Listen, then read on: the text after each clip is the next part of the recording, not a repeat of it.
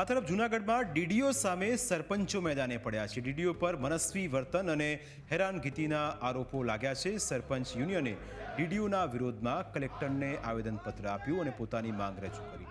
DDO પર તાનાશાહના આક્ષેપ સાથે સૂત્રોચ્ચાર કર્યા। સરપંચની સત્તા પર તરાપ મારી રહ્યા હોવાનો આરોપ આ તમામ સરપંચોએ ડીડીઓ પર લગાવ્યો છે। 5 લાખ સુધીના કામો કરવાની સત્તા છે, છતાં કામ ન થતા સરપંચો રોષે ભરાયા। આ મામલે ઉકેલ નહીં આવે તો 1 મેથી એટલે કે ગુજરાત સ્થાપના દિવસના દિવસથી જ આંદોલનની આ સરપંચોએ ચીમકી ઉચ્ચારી છે। નિરાકરણ નહીં આવે તો તારીખ 1 એટલે 15 દી પછી 1 તારીખ 1/5/2025 ના રોજ આ જિલ્લા પંચાયતના સભાખંડની અંદર ઉપવાસ આંદોલન કરશું।